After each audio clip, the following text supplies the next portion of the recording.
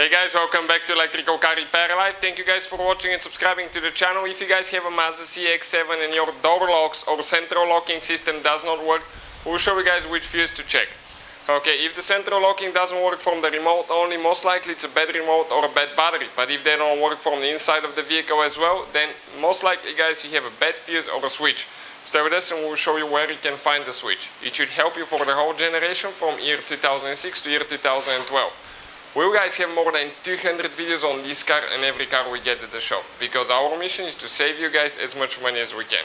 So please subscribe to the channel, like the video and leave a comment below. Let us know if the video was helpful, if it worked out, or if you have any specific problems, and we'll try to make a video for your problem. So let's start on it now. So let me show you now how to try to unlock or lock the car. Okay, press the button. Car is unlocked.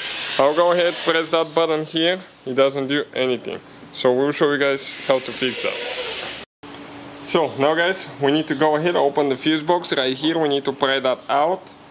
Then you need to push the fuse box cover in and to the front and up. Okay, it comes out like that. The fuse guys that we're looking for, the door locks, or also known as central locking guys. Okay, you can see on this side right here, okay, this fuse box, we're looking at the second fuse from top to bottom, okay, on the left fuse box here, the left row. Now, usually there is a special clip that you can use to remove those, or what I usually do, get 2 screwdrivers, but you have to be extremely careful not to short things out or not to break it. Okay, and gently come and pry it up, twist a little bit, okay, it comes out.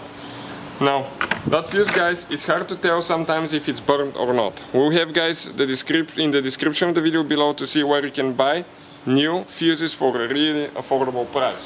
And also, now right here guys, I'll be using a voltmeter. Okay, we'll be using the voltmeter to check if that fuse is good, because sometimes you cannot tell if it's good or not by just looking at the little window. Now if the fuse is good, when I touch the left and the right post of the fuse, it should show 0. In our case guys, okay, it will be like touching these two, it will show 0, close to 0. Now I'll go ahead, touch this one, nothing. I'll go ahead, grab a new one quick guys. Okay, and let me show you now the new one. Okay, you can see it goes to 0 guys, so that's a good fuse. Now we'll go install it. If you're guys on the market for a good voltmeter, check this thing out. You can find the link in the description of the video below as well. It's a very good voltmeter that is very accurate, and it has a true RMS. Don't forget to put your cover, and let's test it out now. Okay, and see if it works out. Hopefully this time it will work. Okay, let me grab the key quick, and door is open, so I'll go ahead, close it.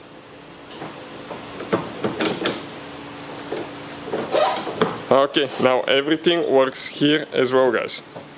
So that's it.